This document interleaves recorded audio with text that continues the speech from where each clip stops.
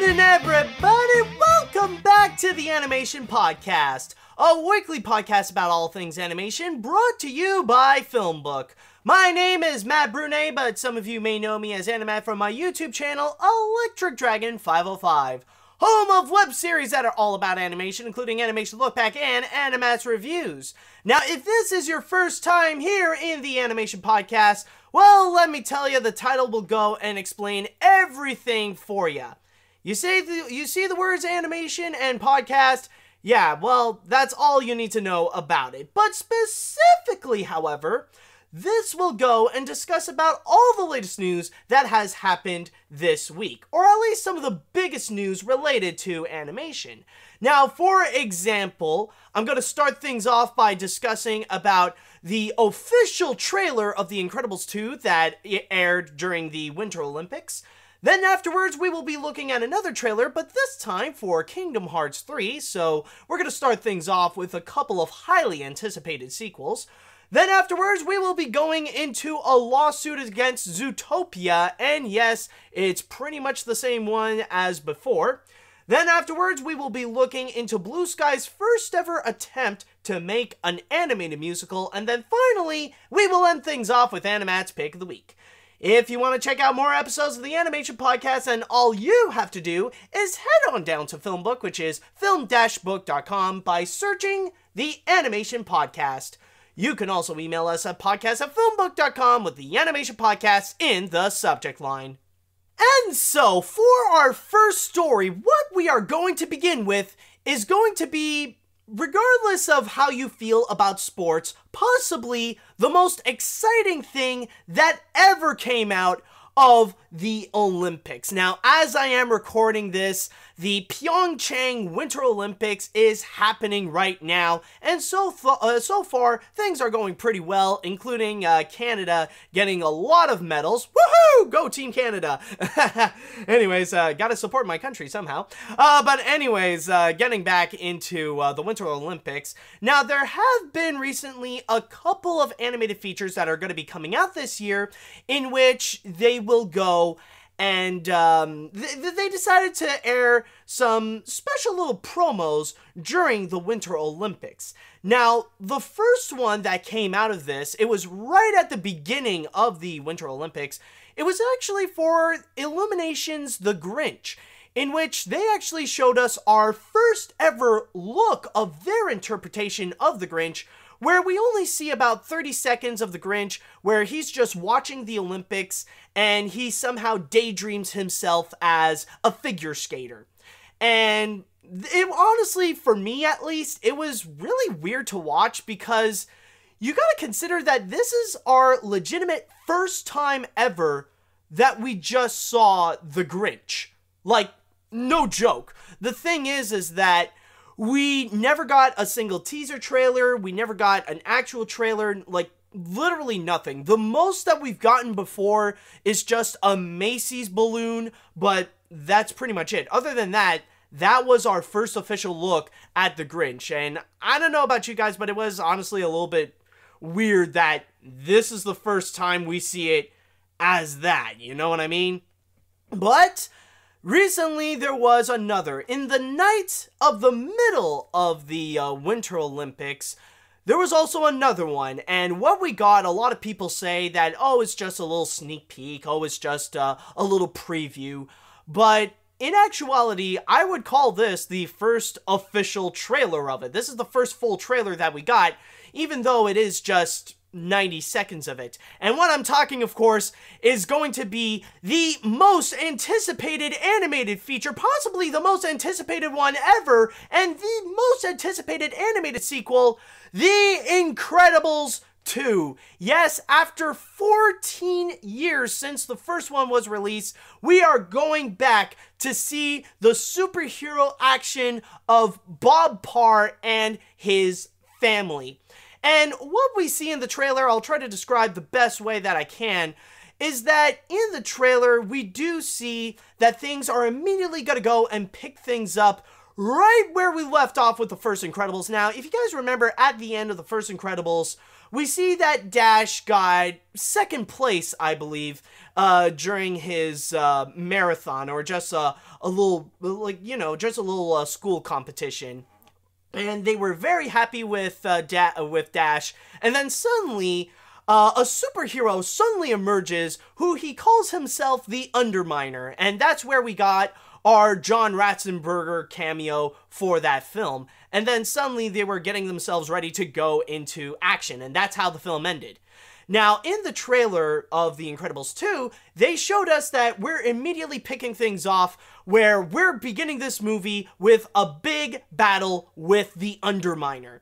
And then right afterwards, the Incredibles would, the Parr family would go ahead and have a little bit of a discussion about why they can't really do superhero action like they used to before, you know, because back then, or at least during the time of the movie, superheroes are still considered illegal to do.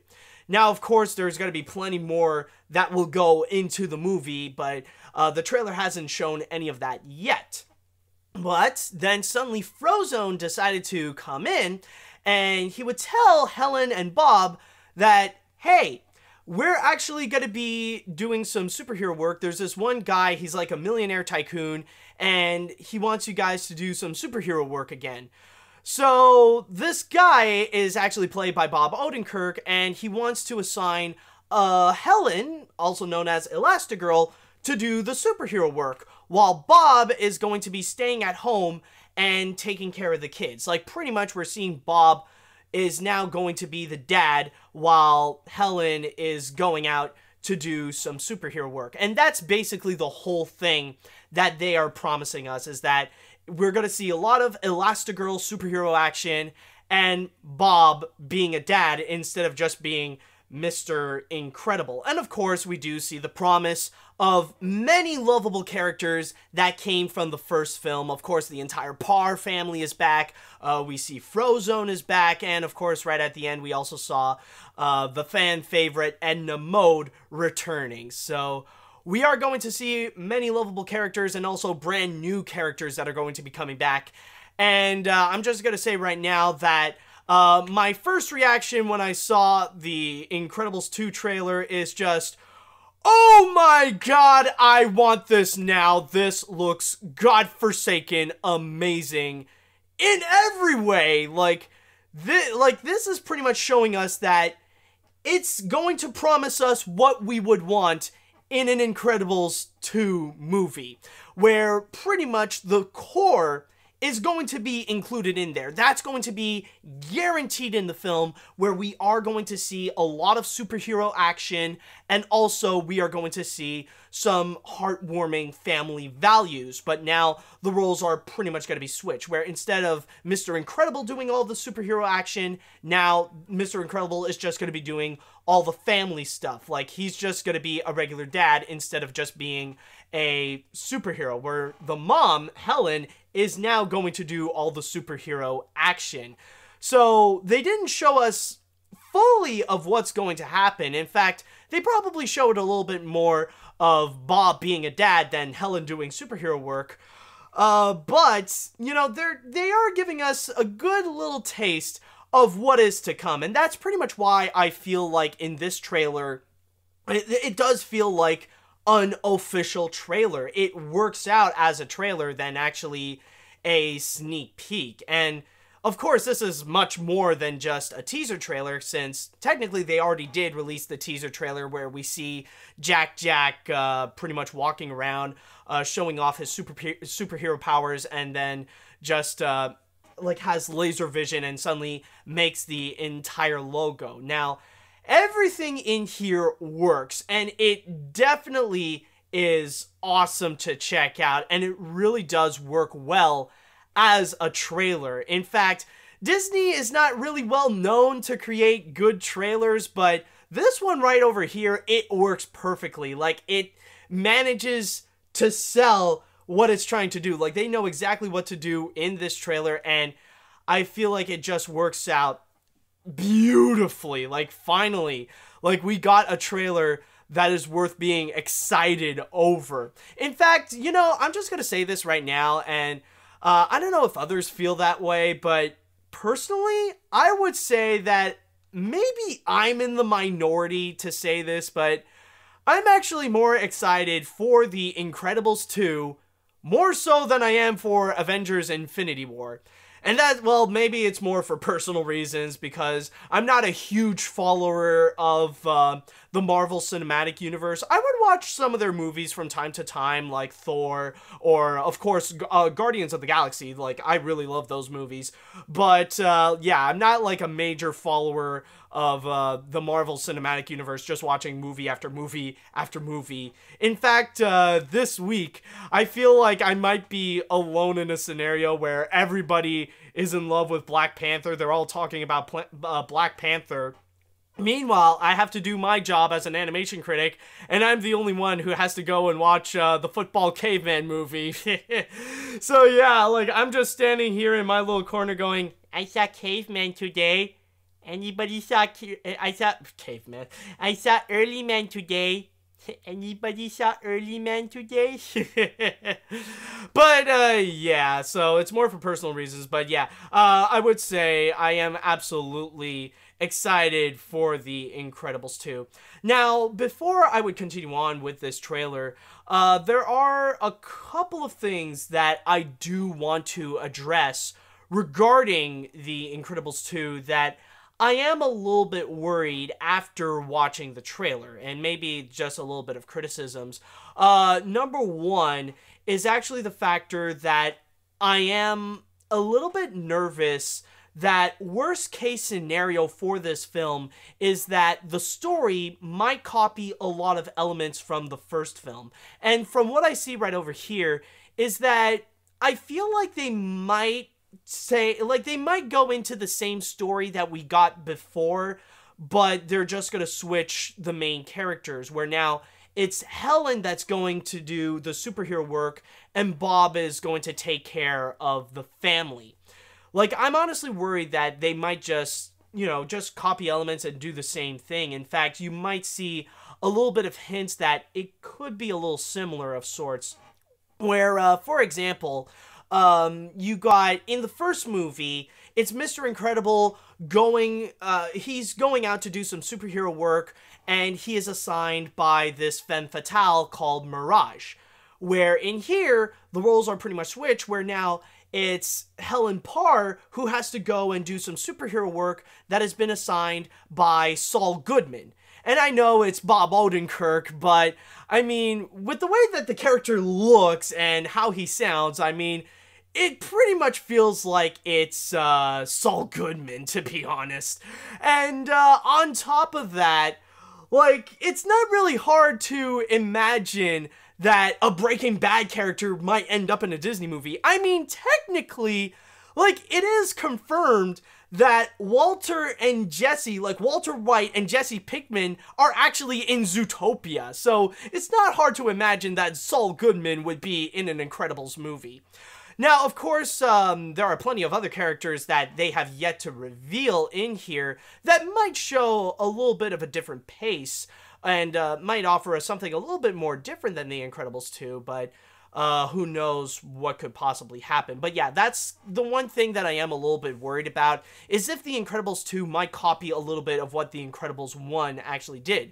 But then again, I think I might have had the same worries when Finding Dory was announced and when the trailers of Finding Dory was released. I was just worried that it might end up being the same thing as the first movie, but just being, you know, just going out to find Dory instead of Finding Nemo. But it actually turned out to be a very strong film and managed to be its own thing. And maybe that's what we could get in this trailer, or that's what we could get in this movie. But another criticism, or that, well, not necessarily a criticism of what I'm worried about for the movie, but more, this is more about the trailer itself.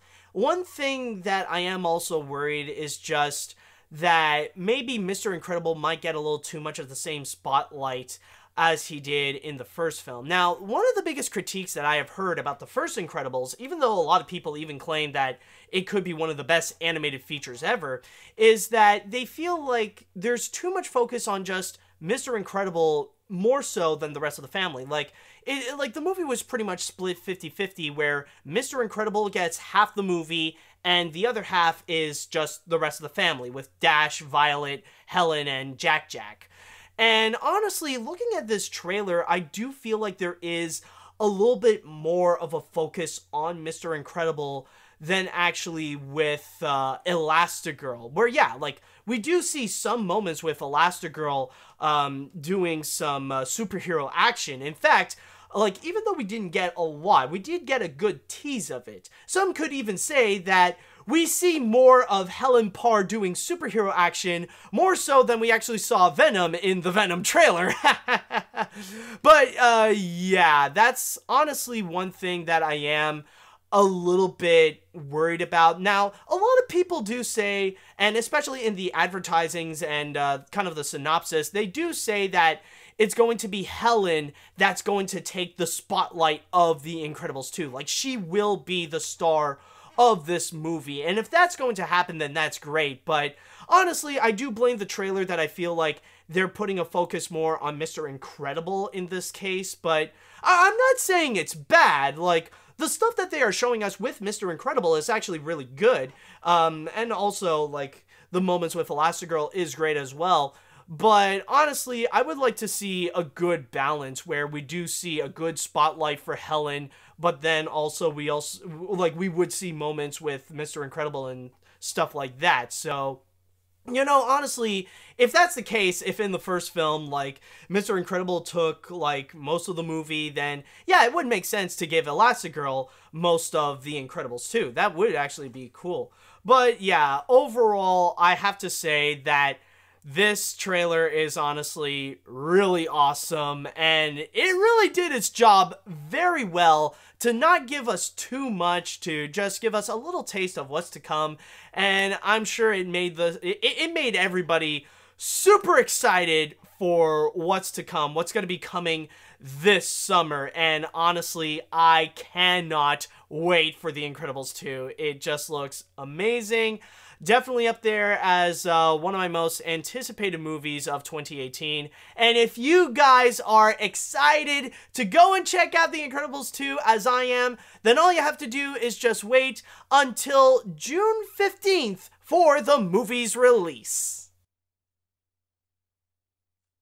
Okay, now for our next story that we have right over here, we're going to be talking about another trailer, actually a couple of trailers, and it actually does have to do something with a Pixar movie. But we're not going to be talking about a film, but rather a video game, but a highly anticipated video game. And in fact, it does have a connection with The Incredibles 2, where this is one of the most anticipated sequels to ever be released, where people waited 14 years for the release of The Incredibles 2.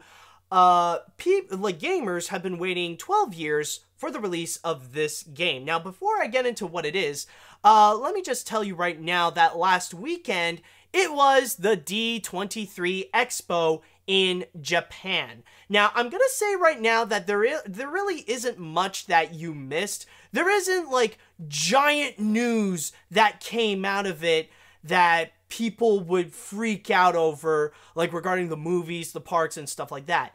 The only big news that they really did announce is mostly going to be regarding Marvel stuff that's happening in the non-American Disney parks. Like, for example, they revealed that Rock and Roller Coaster at Disneyland Paris is going to be rethemed into Iron Man, and in Hong Kong Disneyland, they're going to get a second Marvel attraction, which will be featuring Ant-Man and the Wasp.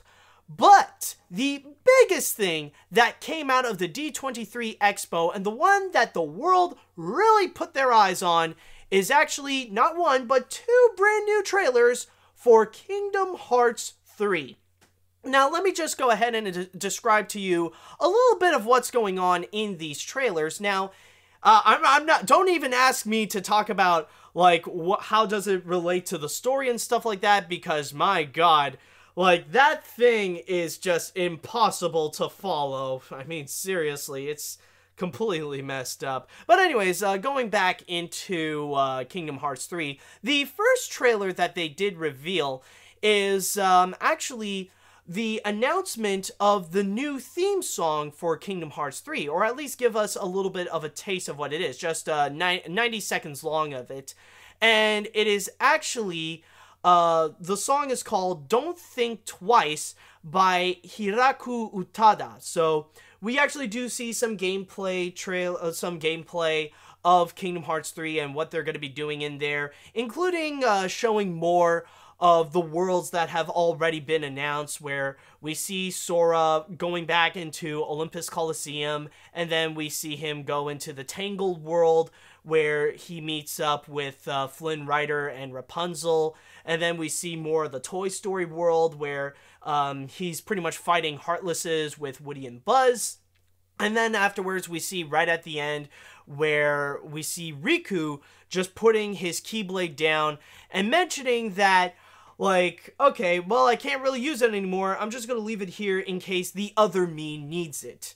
And that was pretty much it with that trailer. Now, the second trailer is a lot longer. It was 4 minutes long, and it's actually the revelation of a brand new world in Kingdom Hearts 3. Now, this one has been long rumored that it could possibly be released in Kingdom Hearts 3, like they could add into it, but now it seems that the rumors are officially true. Yes, folks, Monsters, Inc. is actually going to be a world in Kingdom Hearts 3.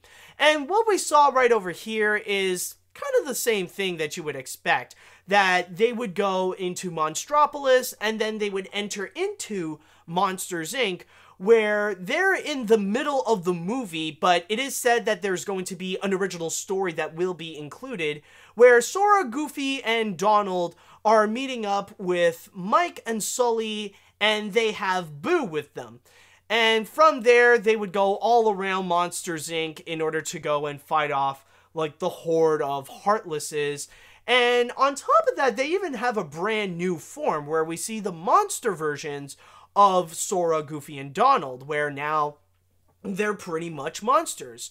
You got Sora, where his hair is pretty much a bunch of fins, and he actually looks more like a kitty, more so than Sully, funny enough. And then you got Donald, which he kind of became, like, kind of his usual self, but more as a blue Cyclops. And then you got Goofy. Oh my god. What the fridge have they done to Goofy? But I'm gonna go ahead and I'm gonna go get back to that one later. But yeah, that's kind of the whole thing with what they have revealed in this year's D23 Expo in Japan, where we got the theme song and we also got the new world, which is with Monsters, Inc. And I'm going to start off with the good things that we got right over here. Like, of course, the animation and the graphics that are featured in there, they look phenomenal. Like, Mike and Sully look exactly like how they came out in the first movie. In fact, some people could even debate, considering that it's been, like, what, 17 years since the first movie came out, or, like, more like 17 years. Like, yeah, some people could even debate that they do look better than they did in the movie. And, like, yeah, the graphics do look amazing, and it looks exactly like Monstropolis, and yeah, we do see a lot of awesome moves that Sora is going to do, especially that it's specifically themed onto Monstropolis and the world of Monsters, Inc. Last time we have seen those, we pretty much saw that Sora would be fighting off all the bad guys. Like, he would pretty much be using special powers that are themed to classic Disney attractions, where he would be riding the train from Big Thunder Mountain, or even in one of the new trailers, we actually see him ride the Mad Teacups. But in this case, right over here, like, now we actually do see that there's going to be some attacks that are going to be unique to the world that Sora would go and enter upon. And on top of that, we do see our first summon, I believe. Now, there might not be a world based on it, but we do see at one point Sora summoning Ariel from The Little Mermaid. Now, we might not go back into The Little Mermaid world, but we do see Ariel probably as a summon. Now, there's no confirmation on it, but it did seem like Sora was in the middle of the Tangled world, and he was summoning Ariel out of the floating water that was there, and we see even Ariel was made out of water for some reason. But yeah, it does look interesting, and we do get a lot more of what they promised us with Kingdom Hearts 3. More complex story, and really being immersive into the worlds that they would get us into, especially with Monsters, Inc. And it does bring us some questions with the new Monsters, Inc. trailer regarding what is the story going to be about, and also, are we going to see more characters from the movie? Because keep in mind, we only saw Sully, Mike, and Boo. Maybe we would actually see other characters as well, like maybe some other some more villains in there. Because the villains that they would face, or like their opponents, they're pretty much the same ones from Kingdom Hearts, like the Heartlesses and some of the Nobodies as well. But when we go into here, they would but I would like to know if we're actually going to see characters like either Randall or Mr. Waternoose, or like maybe we're going to see more allies like the Abominable Snowman or Randall or something like that. Who knows? Who knows what's going to be featured in there? We only got little snippets of it. But then again, there is the one thing that really is bothering me, and all I could ask is just why. And that is Goofy. What the fridge have they done to Goofy? I mean, seriously. It looks like they decided to fuse him with the green guy voiced by Jim Cummings in Bump in the Night. Like, seriously, what happened? Like, why did they think that this is okay?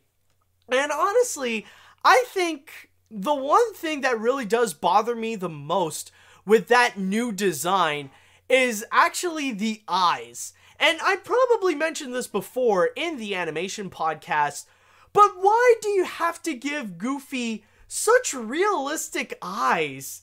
I mean, seriously, like, how can you go from, like, the classic cartoony look that he's had for decades, and then suddenly you decided to go, like, freaking Jar Jar Binks and give him, like, these big, giant, realistic eyes, where he looks like he's kind of transforming into a snail, like in that one SpongeBob episode where SpongeBob is slowly morphing into a snail. You probably know which one I'm talking about, right? And I mean, it's just that, what, like, you know, why is it that you have to give such realistic pupils and such realistic irises onto cartoony characters? It just makes no sense. I mean, yeah, sure, Donald got one as well, but it's not as problematic as Goofy. And ever since then, like ever since the trailer was released, this Goofy became the most memorable thing that came out of this trailer. And on top of that, we just see this Goofy pretty much being completely memed out, where he's compared to so many things. Like, I've seen comparisons to Jar Jar Binks, comparisons to Scooby-Doo in the live-action sequel, Scooby-Doo 2 Monsters Unleashed, and, like, a lot of people even mentioning, like, oh, what would happen if Max suddenly stumbles upon this Goofy? Which, honestly, a lot of those memes are pretty hilarious. And on top of that, probably the most common meme that we have seen from this monster Goofy is mostly related to drugs or weed related, where Goofy, like, they would say, like, Goofy just ate some weed brownies, and he said, I don't know, it was like, yeah, these things aren't really affected at all. And then suddenly, 20 minutes later, like, we just see this Goofy. And on top of that, they even mentioned that Goofy just looks high, like, he just looks permanently high. And I guess I can see why, considering he's turned into this weird monster. Or in fact, probably the best comparison, since we are talking about Goofy entering a Pixar movie, is probably something like The Good Dinosaur. Now, for those of you who have seen The Good Dinosaur, you might remember one scene where Arlo and Spot would be eating some bad berries or mushrooms or something like that. Like, they were just eating, like, they were eating something bad, like something they shouldn't have eaten. And all they did is just looked at each other and they were just like, and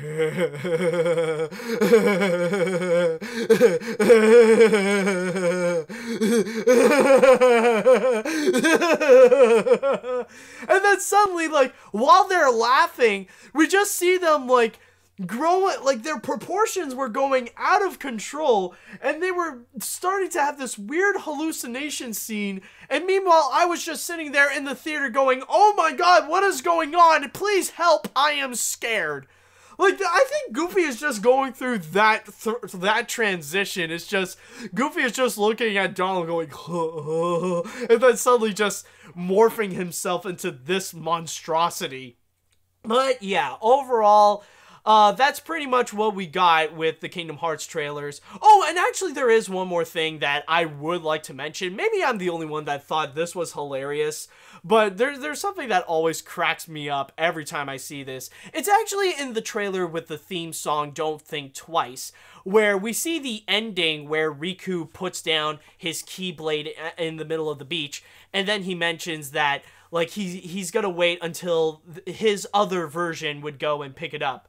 And then you just see Mickey, like, he's with Riku the whole time, and, like, he was just checking the Keyblade, like, just thinking, what is he doing? Like, why is he doing it?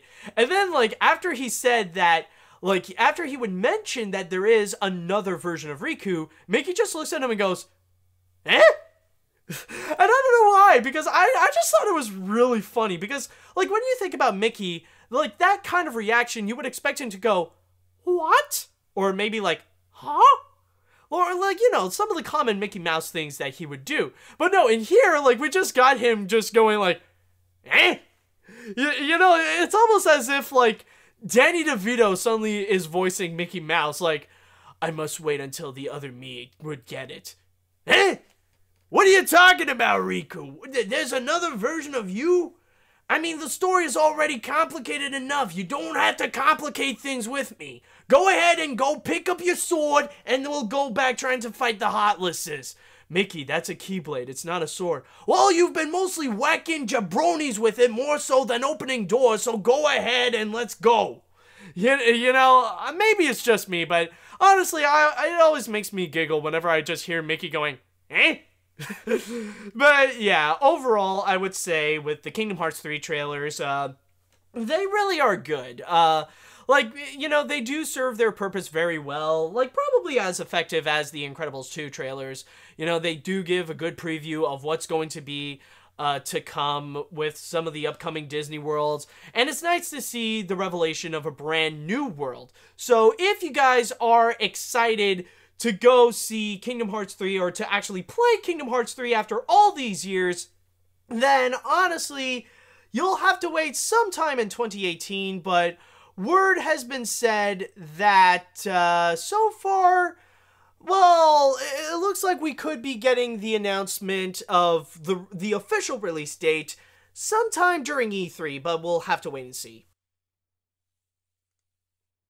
Okay, now for our next story that we got right over here, we actually have somebody who doesn't give up.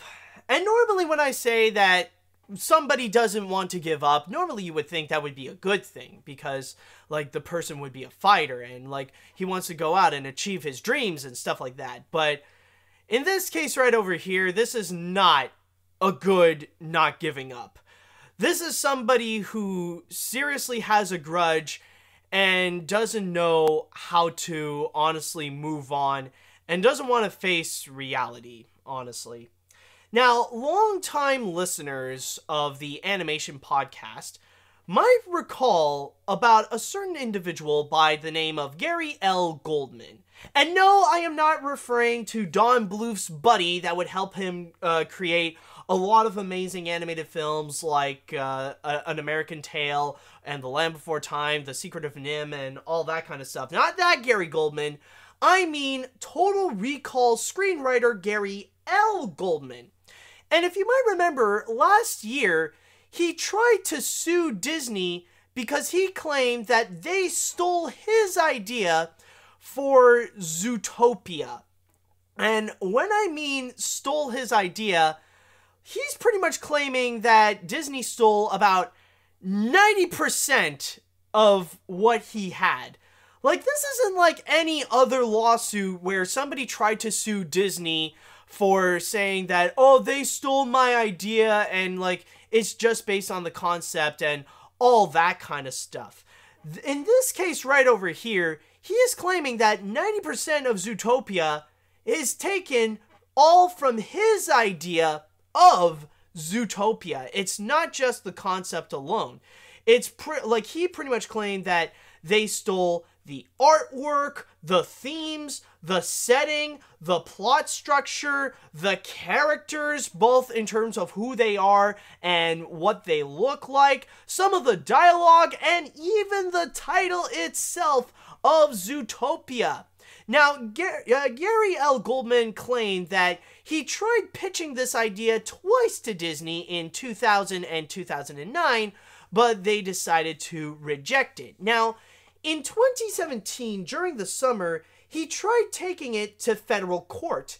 And what the federal court did was that they actually looked at it, and they looked at all the things that he has said about Disney and the proof regarding why Disney stole his idea for Zootopia, and they completely rejected. Now, if I may go into my source here on Deadline.com, it actually said, the court actually said, in this action, as in every action, it is the plaintiff's obligation to allege sufficient facts, if proven true, to permit a jury to rule in the plaintiff's favor, wrote U.S. District Court Judge Michael Fitzgerald on July 11, 2017, stressing not enough actual evidence of infringement.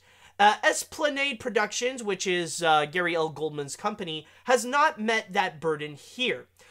Fitzgerald also said that the allegations themselves actively obfuscate the details of the infringement. So even with all the stuff that he presented, the judge officially ruled that there wasn't enough evidence.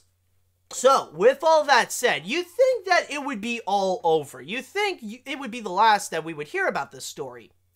But no.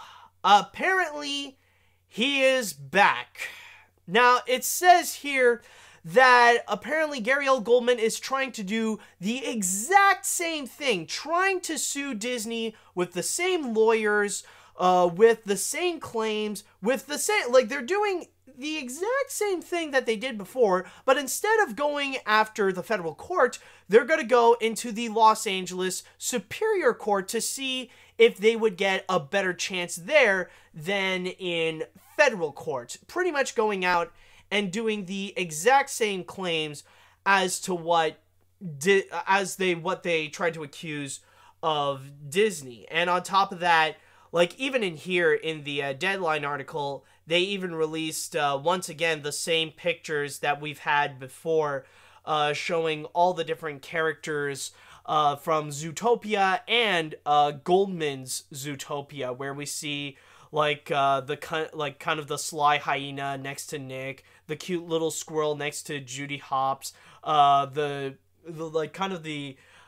melancholy sloth next to Flash, and all that kind of stuff, pretty much showing all the different characters and the massive, like, the quote-unquote similarities to how they are in Zootopia. And honestly, for me, when I read this news, I thought this was just sad to look at.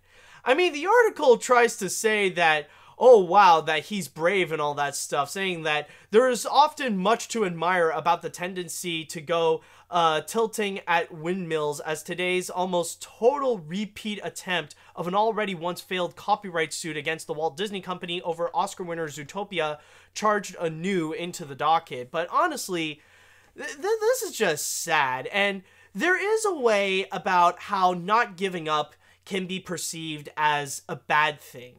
And that is actually, you could tell that with Gary L. Goldman, he has a serious grudge against Disney where he is totally wasting a lot of his time and money for something that seems rather hopeless. And the biggest thing is the fact that he has a grudge and it really is consuming his life. Now, I'm pretty sure that we all know at least one person in our lives, rather it be just on the internet or in real life, that someone had this massive grudge. It could be for something that really affected his life or for something that's stupidly insignificant that, you know, this person would have this grudge and it would really manifest his life or his or her life to the point that it really just went spiraling out of control. And the big thing here is that when you do have a grudge, it mostly ends up destroying yourself more so than trying to destroy the enemy that you have. And in this case here, Gary L. Goldman, you could tell he has a serious grudge against the Walt Disney Company for this whole Zootopia thing. And like, he tried it for the first time and it didn't work out. And even, let's say, if it actually is true that Disney stole his idea of Zootopia in order to make the 2016 film, like, either way, he's not going to win. I have never heard of an actual case where someone claimed that Disney stole their idea and they won. And honestly, it really does suck that he doesn't want to move on from this, because honestly, at this point, like, if he's still trying to sue Disney with Zootopia and all that stuff, then honestly, like, it really is at the point where you have to wonder, don't you have anything better to do with your life? Like, I mean, can't you just move on? And I know it sucks that this happens, but, like, can't you just move on and actually do something productive with your life? You know, like to actually go and do more screenwriting that maybe one day it could end up being the next big Total Recall. Or maybe you can actually write a script that Disney would approve upon making instead of just going after them, trying to take down their reputation in order to satisfy your dumb little need because you just want little credit over Zootopia and stuff like that. It's not gonna happen, and to be honest, most people are not gonna care. I mean, Disney kind of has the bigger end of the stick here. They already won by releasing Zootopia, so really, like, this is, for me, I feel like any sort of grudge is honestly kind of pointless, and with the case of Gary L. Goldman, he has a grudge that honestly he has to let go. Like, honestly, there's no point in continuing this court case and trying to sue Disney over this if it's really taking away a lot of his time and a lot of his money to, you know, like, where he could be using he could be using that time in order to go, you know, actually pursue his dreams or to go pursue some big goals instead of just taking down something. So if there's any lesson that you want to take from this episode of the Animation Podcast, is that honestly, having a grudge, big or small, is completely worthless and it's completely pointless. No matter what the case may be, it is always best, and that is a fact, it is always best to just move on, and you'll see that you will be happy with yourself that you don't have this massive grudge over something. And even this case right over here, like, sure, you may feel that you might feel betrayed by Zootopia because, like, you think they stole your idea. I mean, it could also be just a massive coincidence. I mean, it wouldn't be, like, you might not be the only person in the world that would think of an idea about making this entire world featuring anthropomorphic animals, you know what I mean? Like, maybe it could be just a giant coincidence, but if you're gonna keep having this grudge, then really, like, this is just destroying Gary L. Goldman more so than it is destroying Disney. I mean, really, this is just pointless. All I could say to Gary L. Goldman is just, dude, just move on. there's no point. Just go back to writing just go back to writing a script, or just do something that will make you feel happy, that doesn't involve destroying someone else's credibility or reputation. Don't go out trying to destroy people's lives. I mean, seriously, there's no point, man. Honestly, this court case is honestly worthless. Okay, so for our next story that we have right over here, we're going to be taking a break from Disney now, and now we are actually going to be jumping onto Blue Sky, where in here, it looks like they're actually going to be doing some big steps. This is going to be the first time that they're actually going to be doing some stuff like this, and what I'm talking about is actually going to be making a musical. And in this case right over here, all we know about this musical is that apparently it's going to be called Foster. And if I may take my source here in Variety, the plot is said to be that the project is an adventure film that centers on a young superfan who isn't satisfied with the ending to a series of fantasy books. After he seeks out the author to voice his displeasure, the pair finds themselves transported into a mystical world. So, it could be possible that, from the sound of it, it's like, imagine if you have the 2015 Goosebumps movie, but starring an angry fanboy.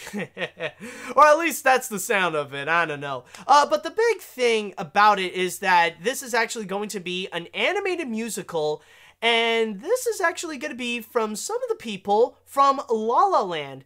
Specifically, producer Mark Platt and Oscar-winning songwriters Benj Pasek and Justin Paul. They are actually going to be going out to go and write the music.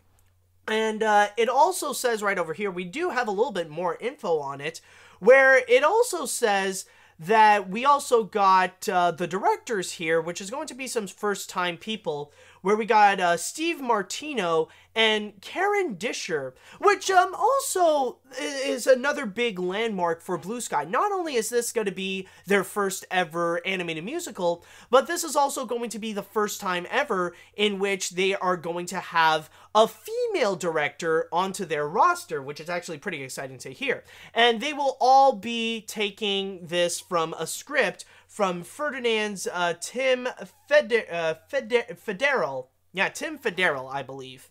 And it even has a release date, which is going to be happening in a long time. It's going to be far from here, but so far it does have a release date of March 2021, which I'm not 100% sure if we have yet to have an animated film that is scheduled for 2021. Well, maybe, probably one of the DreamWorks sequels, either, I think, maybe The Boss Baby 2 is going to be released in 2021, but yeah.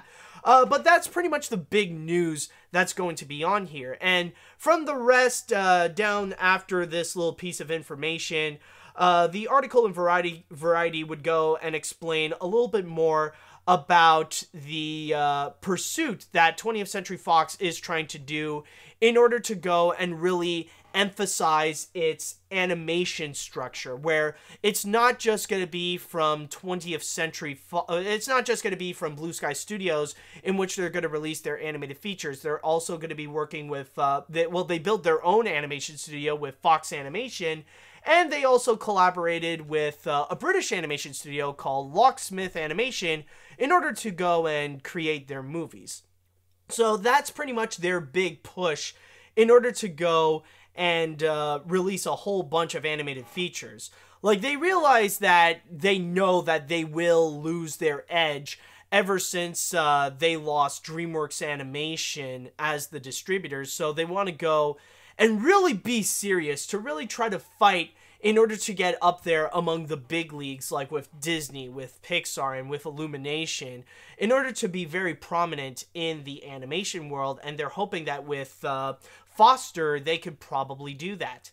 Now, it is actually very interesting when I saw this news, because first of all, bringing in Pasek and Paul onto the mix, Like, it did ring a bell for me that it did sound familiar. I remember in the summer of last year, Christine Belson of Sony Animation did mention that she originally wanted to do a project, like, I guess she wanted to try to revive the Medusa movie, and she wanted to do an animated musical about it with songs by Paul and Pasek. Now, I don't know if that's still going on, but it seems that this is going to be more legit of a thing. This is more official than that Medusa project, so it does look like that project could be shelved again, and we got Paul and Pasek right over here working at Blue Sky instead. I could be wrong, but it does seem like that's the case here. Now, on top of that, what I do find that is very fascinating is that slowly but surely we are actually seeing the comeback of animated musicals.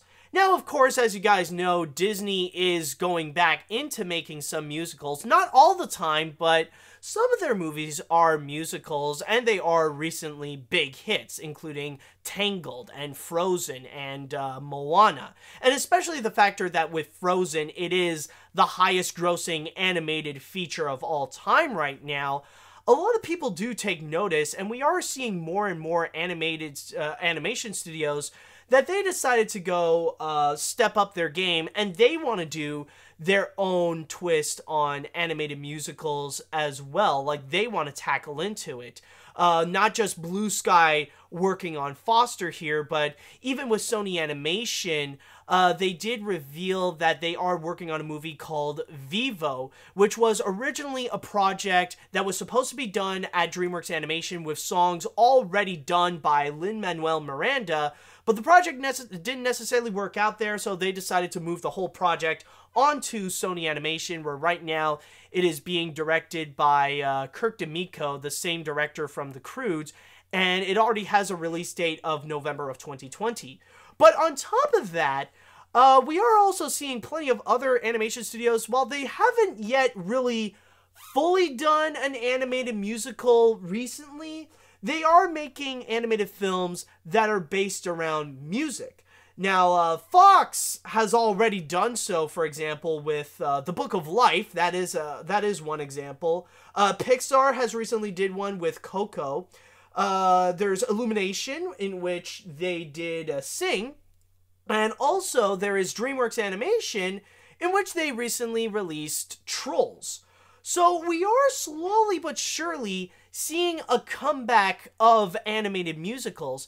And you never know that maybe within the 2020 decade, we will see more animated musicals to come. Maybe we could be seeing a little bit of a repeat of the 90s, where slowly but surely animated musicals will come back as a bit of the norm. In fact, like, musicals in general are seeing a bit of a comeback, especially with Pasek and Paul, since they are proven themselves to be major big hits, especially winning that Oscar for La La Land. And even this year, they also got another nomination for the song This Is Me from The Greatest Showman. So they really have proven their worth in Hollywood as songwriters, and did bring up a little spark to bring back musicals. So, you know, it really is a bit telling that maybe in the future we are going to see a little bit more musicals happening.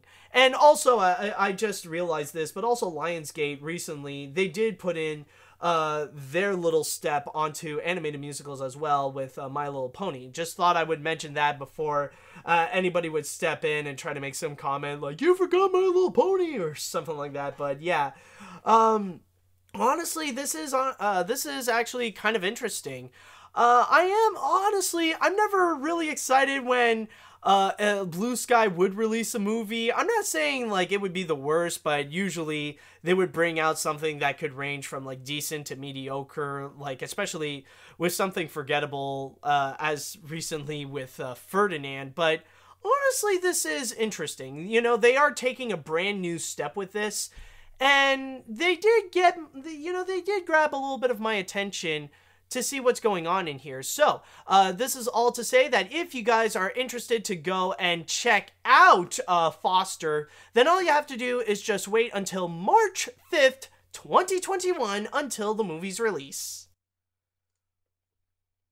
And so, finally, we shall now go and end things off with AniMat's Pick of the Week. And I decided to save the biggest controversy of the week, or at least in terms of movies. I saved this one for last because this was highly requested. Like, a lot of people asked me for my thoughts, and also a lot of people asked me for my opinion to talk about it in the animation podcast. So don't worry, guys. I'm delivering this one for you. And yes, once again, we are going into Sony Pictures Animation. It seems like they cannot get away from trouble, honestly. I know I seem to talk about it a lot, but I mean, it's their, like, blame them for doing so many stupid things, alright? I'm just here to report the news. I mean, don't blame the messenger. Blame the people who are doing the stupid things.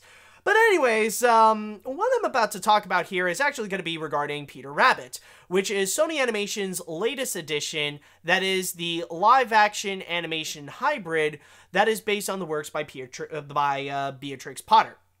Now, it seemed like Sony Animation was about to get away with releasing Peter Rabbit. Like, for once, they're finally going to be releasing a movie that's not getting massive hate or is getting so much crap like last time with the Emoji Movie, or a little bit with The Star, with the low quality with how it came out and all that kind of stuff. Now, it seems like they were about to get away with it, and even actually getting some reviews that were better than before, where they would range from mediocre to kind of decent. Like, a lot of people are saying that it's just a forgettable movie, but, you know, they're not saying that it's a terrible film for once. And it seems like Sony was about to get away with it, you know? Like, finally, they could just release a family film and nothing can go wrong. Oh, but guys, you must never doubt the stupidity of Sony Animation, because they will always find a way, always. They will find a way to screw things off and piss people off. Or screw things up and piss people off. That's what I mean. I apologize. So apparently what happened is actually with one particular scene. It's not the whole movie, but just a certain scene that really rubbed people off the wrong way. And it certainly rubbed Mr. McGregor the wrong way, quite literally. You see, apparently the scene is that Peter Rabbit is just trying to find ways in order to get rid of Mr. McGregor so that he can get into the garden.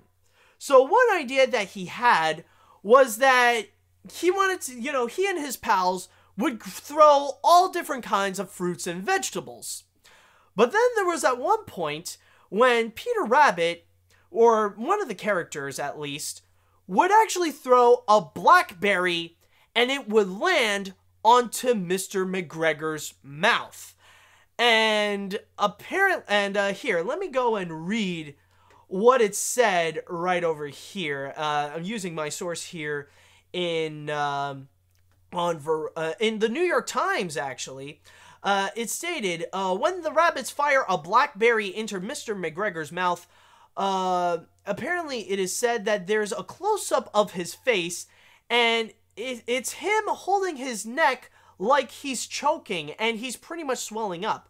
And when Mr. McGregor collapsed and appears to be dead for a moment, the rabbits cheered. And apparently what seems to happen is that Mr. McGregor would then, he would take his EpiPen. In fact, there's another part where it actually would go and it would actually describe what's going on. Where is it? Yes. A human character named Tom McGregor is allergic to blackberries. In a quest to gain access to his garden, rabbits pelt him with fruits and vegetables before using a slingshot to send a blackberry flying into his mouth. It works. Mr. McGregor struggles to inject his EpiPen and then has anaphylaxis and collapse. And apparently, according to Sony Pictures Animation, that is considered comedy. And as you can imagine, this actually made a lot of people mad, and they actually accused Peter Rabbit for promoting allergy bullying. And it even came from many different foundations and organizations related to allergies, including the Asthma and Allergy Foundation of America. And there are many people, there's even like people from the Children's Medical Center of New York. Like, they would all speak out against what happened in that scene in particular, pretty much saying that they're portraying allergies as comedy. Like what happened to Mr. McGregor when he had that blackberry in his mouth. Like, they think it's kind of funny, when in reality, it's horrible. And kids have to, like, kids with allergies, you know, they have to seriously suffer this. And often, their allergies are often used as the target of bullying. And it really does mess with people's lives in such a negative way. And through all this, after the big outburst occurred, Sony Pictures Sony Pictures and the filmmakers have stepped in, and they have released a statement where they have apologized, where they actually said, food allergies are a serious issue. Our film should not have made light of Peter Rabbit's arch nemesis, Mr. McGregor, being allergic to blackberries, even in a cartoonish slapstick way. The statement, which was attributed in part of the film's directors, writers, and producers, added, "We sincerely regret not being more aware and sensitive to this issue, and we truly apologize." Now, I just want to say right now, with this whole controversy, believe it or not, I'm actually not as mad at Sony as I was before with the previous story that I talked about, when Jordan Peele announced that he quit acting because he was offered the part of the poop emoji. Because the big difference in there is that with the whole Jordan Peele thing, that you could tell that Sony Animation, or Sony Pictures in general, that they were treating actors with such disrespect. Like, they didn't care about the actors in particular, or they didn't put them as a high regard or anything like that. They were pretty much treating them like dirt, just going one by one, going, "Hey, do you want to play the poop emoji? You're not saying yes? Okay, screw you. Hey, you want to play the poop emoji? You're not saying yes? Okay, screw you. Hey, you want to play the poop emoji? You say yes? Okay, you're in." You know, like, that's not treating actors with respect. That's honestly, that's honestly really rude. And that is totally bad of Sony. And I don't blame Jordan Peele for quitting acting because of that. But in this case right over here, I honestly don't feel like Sony is really aware about allergy bullying. Honestly, the reason, like, I would almost consider giving Sony a pass because, I mean, it's Sony Pictures. They're run by idiots. They don't know any better. I mean, of course they're not aware that allergy bullying is a thing. And that, considering that they're trying to make this whole, like, Bugs Bunny style movie with Peter Rabbit, they would think that this kind of thing would be funny if Mr. McGregor would get some kind of allergy reaction or something like that, or get some kind of dumb comeuppance from Peter Rabbit, you know? They think it would be funny, but they just don't know any better. And honestly, you know, like, they just think that would probably be funny. And, you know, like, this is a movie in which Mr. McGregor would literally wake up and suddenly his arms would suddenly be caught by bear traps. You know, like, hey, you know, let's screw up Mr. McGregor with all kinds of things. So really, they just don't know any better, you know? It's Sony. No, but anyways, if I may take a moment to be serious for a moment, personally, I would say, yeah, that really was dumb of Sony to actually do that scene. And I mean, considering all the months that they have spent making this film, I mean, are you seriously trying to tell me that there was not one person out of all the people working on the film, like the writers, the producers, and even the director, like, during that whole time, they did not look at that and actually think, hey, maybe this is a bad idea? I mean, seriously, like, did you not actually have one mentally functioning human being during that whole scene, like, when you were thinking about it? Like, that is honestly pretty bad. And yeah, I would actually side with the people who are upset about it because, yeah, food allergies can really have serious consequences to a person. And even though I don't have food allergies myself, I have plenty of other allergies from like many things. And honestly, it can mess up someone's life. And especially, like, bullies would love to use that as a target, to use it as like, they would find that as a weakness to the person, so they would take full advantage. So I could see how people would look at that, and it would encourage bullies, to actually use allergies as kind of a weak spot to their targets in particular. And yeah, like, honestly, that it really does send a bad message to it. And I know there are a lot of people that are trying to say that this doesn't matter, like, technically they're trying to defend Peter Rabbit by saying that, it's just a stupid movie that's made just for kids and it's starring a bunny. It shouldn't deserve, this is a movie that doesn't deserve to have this kind of controversy. But honestly, yeah, if I could be very honest, to all those people that say that this issue is not as serious as it should be, you are the kind of person that doesn't understand food allergies, like, at all. Either that, or you're ignorant about the subject. Honestly, no, this is something that people should be angry about, and yeah, Sony did screw up, and they should be ashamed of themselves for actually doing that scene. Now, I do congratulate the people of Sony and the filmmakers for actually stepping up in this scenario and actually apologizing for this situation. Now, that is actually very good of them. But yeah, they really did mess up for actually doing that kind of scene. There really is a fine line between doing Bugs Bunny comedy and just flat out mean-spirited bullying. And it doesn't matter even if, like, within the movie, like Mr. McGregor is shown as this entire douchebag. Like, exploiting someone's allergies is wrong in every single way possible.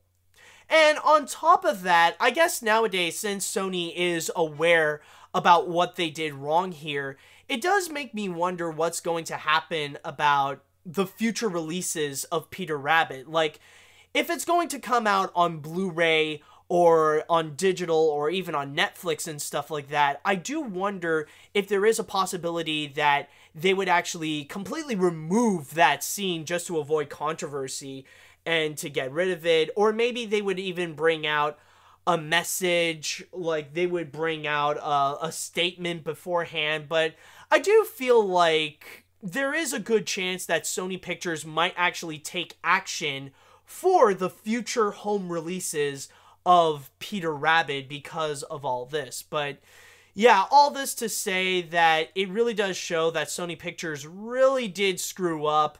But I do applaud their efforts for apologizing for this scenario and to acknowledge what they did wrong. But yeah, this is something that it doesn't matter what you say if you don't think that they deserve it. Honestly, yes, Sony and Peter Rabbit deserve the hate that they got for that scene. And yeah, bullying of any kind in general, not just allergy bullying, but bullying in general is never funny. And that is all that I've got for this week, so thank you guys so much for listening to this episode of the Animation Podcast. Now you can go find more of my work at film-book.com. All you have to do is search for Monsieur Brunet, or, what is it? Oh yes, or the Animation Podcast. Sorry, I got a little bit lost there. You can go also find me on Twitter at AniMat505. Now, if you have listened to this podcast on iTunes or any other podcast service, do you mind doing us a little bit of a favor and rate and review this episode? That would be lovely. And if you are listening to this podcast on YouTube, then hit that little like button on our video and leave us a comment on your thoughts about the news this week. Now, tune in next week for the latest episode of the Animation Podcast and all things animation. Thank you guys so much for listening, and until next week, see you later, dudes!